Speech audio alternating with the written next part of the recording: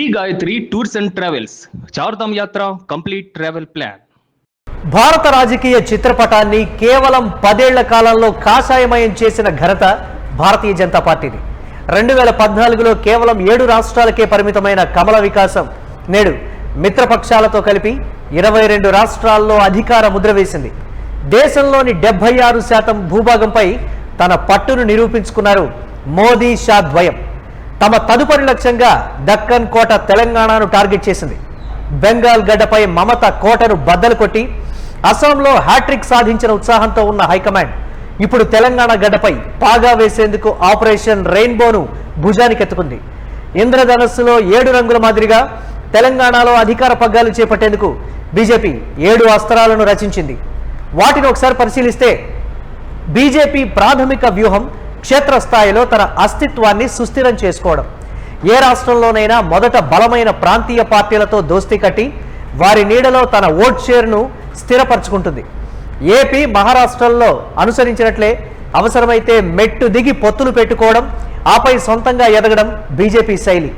తెలంగాణలో కూడా ఇతర పార్టీల నుంచి బలమైన నేతలను ఆకర్షించడం ద్వారా పార్టీ క్యాడర్ను బలోపేతం చేసి అంతిమంగా సింగిల్ లార్జెస్ట్ పార్టీగా ఎదగడమే కమలనాథుల తొలి వ్యూహం. అలాగే హిందూ ఓటు బ్యాంకును ఏకీకృతం చేయడం బీజేపీ మార్క్ పాలిటిక్స్.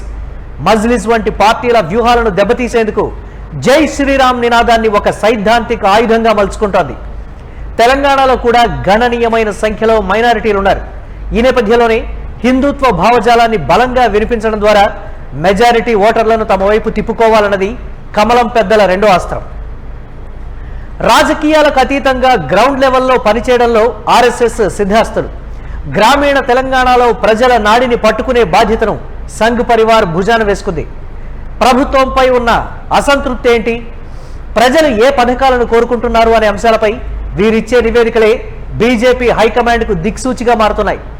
క్షేత్రస్థాయి నుంచి అందుతున్న ఈ సమాచారంతోనే బీజేపీ తన మేనిఫెస్టోను సిద్ధం చేసి ప్రత్యర్థులపై విమర్శనాస్త్రాలను సంధించడం మూడో అస్త్రం. ఇక ప్రస్తుతం తెలంగాణలో కాంగ్రెస్ పాలన సాగుతున్నా ప్రతిపక్ష బీఆర్ఎస్ కొంత స్తబ్దుగా ఉంది. కేసీఆర్ ప్రజల్లోకి రాకపోవడం, ఆ పార్టీ క్యాడర్లో నెలకొన్న నైరాశ్యాన్ని బీజేపీ తనకు అనుకూలంగా మార్చుకుంటోంది. ప్రభుత్వాన్ని ప్రశ్నించే అసలైన గొంతుక మేమే అని నిరూపించుకోవడానికి నిరంతరం ధర్నాలు, ర్యాలీలతో ప్రజల్లో ఉంటూ రాష్ట్రంలో ప్రధాన ప్రతిపక్ష స్థానాన్ని ఆక్రమించడమే బీజేపీ 4వ వ్యూహంగా కనిపిస్తోంది.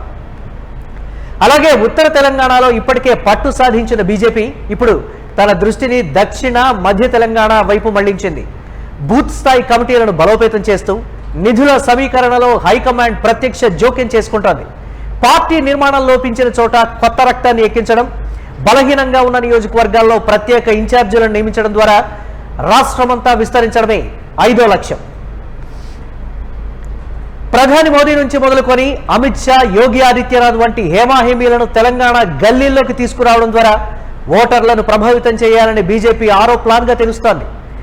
అందులో భాగంగానే ఇతర రాష్ట్రాల్లో బీజేపీ సాధించిన అభివృద్ధిని తెలంగాణ ప్రజలకు వివరిస్తూ ఇక్కడ కూడా డబుల్ ఇంజన్ సర్కార్ ఉంటేనే ప్రగతి సాధ్యమని నొక్కి చెప్పేందుకు నిరంతర సభలు, సమావేశాలను నిర్వహించబోతున్నారు. ఇక 7వ అస్త్రం సోషల్ మీడియా. ఆధునిక కాలంలో యుద్ధం క్షేత్రంలో కంటే సోషల్ మీడియాలోనే ఎక్కువగా జరుగుతోంది. మన్ కీ బాత్ వంటి కార్యక్రమాల ద్వారా ప్రధాని నేరుగా ప్రజలతో కనెక్ట్ అవ్వడం ఒక ఎత్తైతే, తెలంగాణ లోకల్ ఇష్యూస్ను టార్గెట్ చేస్తూ వేల సంఖ్యలో వాట్సాప్ గ్రూపులు, యూట్యూబ్ ఛానళ్లను బీజేపీ నడుపుతోంది. 15%గా ఉన్న ఓట్ షేర్ను 35%కి చేర్చడమే లక్ష్యంగా ఈ డిజిటల్ సైన్యం పనిచేస్తోంది. మొత్తంగా చూసుకుంటే రాజకీయాల్లో ఏది యాదృచ్ఛికంగా జరగదు. ప్రతి అడుగు ఒక లెక్క ప్రకారమే పడుతుంది.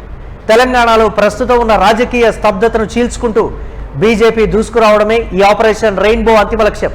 గత ఎన్నికల్లో ఓట్ షేర్ను గణనీయంగా పెంచుకున్న కమలనాథులు వచ్చే 2 ఏళ్లలో దాన్ని డబుల్ డిజిట్ నుంచి మ్యాజిక్ ఫిగర్కు చేర్చేందుకు సర్వశక్తులు ఒడ్డుతున్నారు.